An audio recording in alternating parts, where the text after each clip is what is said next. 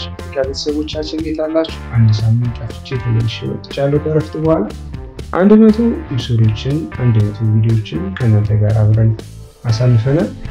11K በላይ ሰብስክራይበርም አግኝተናል። በድንቅነሽ አፍሪካ የጉዞ ፕሮግራሞቻችን በቴሌቪዥን ስትከታተሉ የነበራችሁ እንደዚሁም በዩቲዩብ እየመጣችሁ የምትከታተሉ ቤተሰቦቻችን ሰብስክራይብ ያደረጋችሁ በኮሜንትም በሐሳብም እስካሁን አብራችሁ እንደዘለቃችሁ በሙሉ ታላቅ የሆነ ምስጋናችን ከወዲሁ ማቀበል እንፈልጋለን። እጅግ በጣም ነው የምንወዳችሁ፣ በጣም ነው የምናከብራችሁ፣ እናመሰግናለን። ታዲያ እንዲያም ሆኖ ከሚመለከቱን ቤተሰቦቻችን 90% በላዩ ሰብስክራይብ አድርጉ አይደለም የምንመለከተው። የጉዞ ነገር እንደምታውቁት ነው። ብዙ መስዋዕትነት፣ ብዙ ዋጋ በሰዓትም በገንዘብም በብዙ ነገር ብዙ ዋጋ እንከፍለን ለእናንተ ሀገራችንን ብሎም አህጉራችንን ዓለምን ለማሳየት ከኢትዮጵያ ተራሮች እስከ ዱባይ በረሃዎች ለጊዜው መጓዝ እንችያለሁ። ብዙ ነገሮችን ላሳያችሁ ሞክሬያለሁ። ከእንቅልፌም ከምንም እየተሻማው ያለውን ነገር ለማሳየት ለእናንተ ሞክሬያለሁ። ሰብስክራይብ በማድረግ እንድትተባበሩኝ ነው።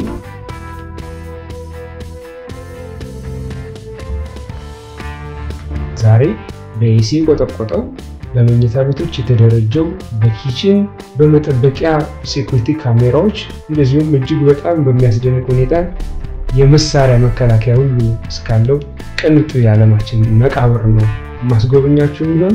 ዛሬ ይዣችሁ የምሄደው ወደ ሜክሲኮ ሴናሪዮ ግዛት ሲሆን የጆርዳንስ ድል ሁማያን መቃብር ነው ማስጎብኛችሁ። ይሄ መቃብር ስነግራችሁ ሁላ ሳቄ የመጣ እጅግ በጣም የሚያስገርም መቃብር ነው ማሳያችሁ። በሀገራችን እንዲሁም በየሃይማኖቶቻችን የሰው ልጅ ሲሞት ምኑንም ይዞ አይሄድም። ቀሪ ንብረቱ ለቤተሰቦቹ ይሰጣል። ሰውየው አፈር ነህና ወደ አፈር ይባላል፣ ወደ አፈር ይገባል። በጆርዳንስ ድል ሁማያ መቃብር ግን ይሄ አይሰራም። በኩሊያካን ሜክሲኮ ሴናሪዮ ግዛት የሚገኝ ሲሆን ሲመለከቱት መግቢያው አካባቢ ተራ የሚመስለው ይሄ የጆርዳንስ ድል ሁማያ መቃብር በጥልቀት በሄዱበት ቁጥር ቦታው ከመጠን በላይ በሆኑ ቤቶች የተሞላና የበለጸገ ከተማ ዳርቻ እንደሆነ ይሰማዎታል።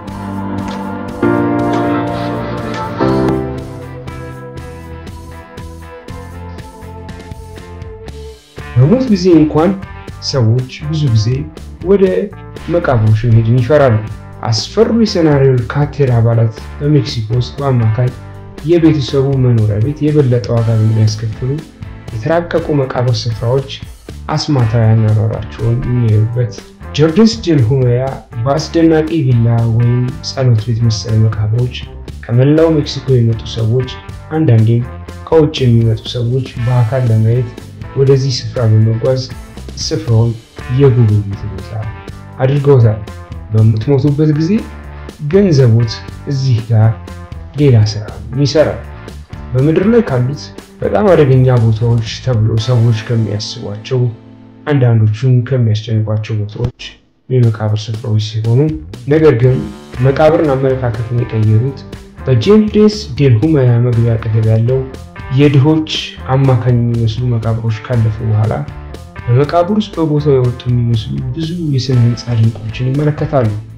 መኖሪያ ቤት የሚመስሉ መካነ መቃብር፣ ባለ 2 ፎቅ ቪላ ቤቶች፣ ትንንሽ ቤተ መቅደሶችና ትንንሽ ግንቦችን በውስጦቹ አዝሎ ይገኛል።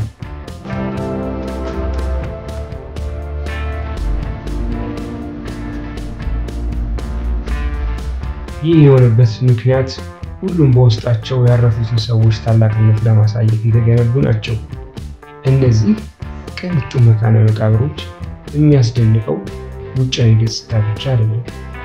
ብዙዎቹ በውስጣቸው እንደ 24 ሰዓት አየር ማቀዝቀዣ፣ ኤሲ፣ ሳሎን ቤት፣ መኝታ ክፍሎች፣ ሙሉ የሆኑ የኩሽናና የጥይት መከላከያ መስኮቶች ጭምር የተገጠሙላቸው፣ የማንቂያ ሰዓት ደውል ያላቸው፣ ዋይፋይ ሁሉ የተገጠመላቸው፣ ብዙ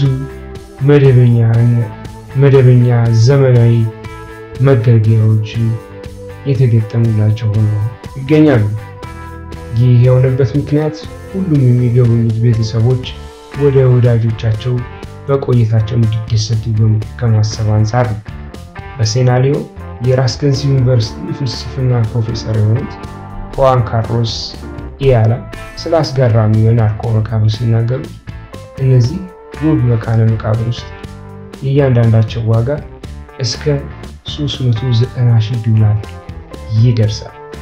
$390,000 ወደ ኢትዮጵያ በ130 አባስታችሁ ኮሜንት ላይ እንድታስቀምጡልኝ ለማለት እወዳለሁ።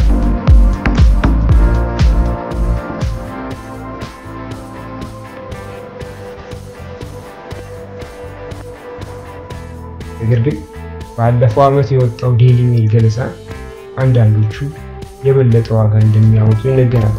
ለምሳሌ የታዋቂው ኤል ቻፖ ጉዝማን ወንድም የሆነው ኤርቱል ጉዝማን ሎራ የተሰራው ግዙፍ የመቃብር ስፍራ ለመገንባት $1.2 ሚሊዮን እንደፈጀና በርካታ መኝታ ቤቶች፣ የ24 ሰዓት ክትትል፣ የአየር ማቀዝቀዣና ሌሎችም በውስጡ መያዙን ይነገራል።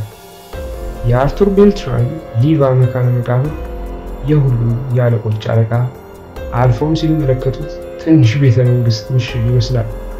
ወደ ውስጡ ዘልቀው ሲገቡ የሳተላይት ቴሌቪዥን፣ ዋይፋይ፣ ኢንተርኔት ግንኙነት፣ ኩሽና፣ መኝታ ቤቶች፣ የዘራፊ ማንቂያ ደወል ይዘው ያገኙታል። እና ምን ያህል ወጪ ያወጣ ሲሉ ወደ $600,000 እንደተደረገ ይሰማሉ። አሁን ደግሜ ላስታውሳችሁ $600,000 ሲባዛ በሀገራችን አሁን ባለው 130 ብር እንኳን ብንወስደው ስንት እንደሆነ እያሰባችሁት በኮሜንት እያስቀመጣችሁ ነው።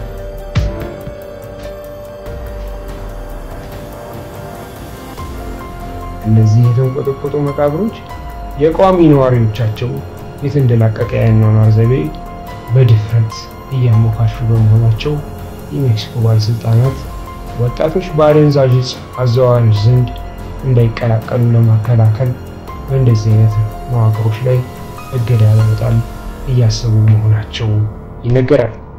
ወዳጆቻችን መቼስ ይህንን ቅንጡ መቃብር ተመልክተው ኑሮና ከኑሮም ባሻገር ያለው የሞት ህይወት እዚህ ከደረሰ ዓለማችን ወዴት እያቀናች እንደሆነ ያስባሉ። ለቀጣይ ምን እንድናዘጋጅላችሁ እንደምትፈልጉ ኮሜንት ላይ እንድትጽፉልን ይሁን። በጉዟችንስ ወዴት እንድላችሁ ሐሳብ ካላችሁ ሐሳባችሁን ጻፉልን። እኛ የእናንተን ሐሳብ እንከተላለን። እኛ የእናንተን ፍላጎት እንከተላለን። እዚህ ሂዱ እዚህ ነው ያላችሁበትን እንመጣለን። መታየት ያለባቸው በተለይም የተደበቁ የሀገራችን ታሪካዊ፣ ባህላዊ እንዲሁም ተፈጥሯዊ ቦታዎችን የምናስቃያችሁ ነው። የዛሬ ዘገባችን ስለ ቅንጡ መቃብሮች ወደ ሜክሲኮ በማቅናት ያሳየናችሁ የጆርዳንስ ዴል ሁሜራ መካነ መቃብሮችን ሲሆን በቀጣይ እንደነገርናችሁ እናንተ የፈለጋችሁበትን ቦታ ጻፉልን። ያንግን መርጠን የምናሳያችሁ ይሆናል። ሳምንት በሌላ ዝግጅት እስክንገናኝ በሰላም ያገናኘን። በድጋሚ ለማስታወስ የድንቅነሽ አፍሪካ ዩቲዩብ ቻናላችንን ሰብስክራይብ አድርገው ኢትዮጵያን፣ አፍሪካን ዓለምን አብረው ይጓዙ። መልካም ጊዜ ይሆንላችሁ። አለቀ። ኢትዮጵያ ከሰላም ለሀገራችን ለዓለማችን ይሁን። እወዳችኋለሁ። አመሰግናለሁ።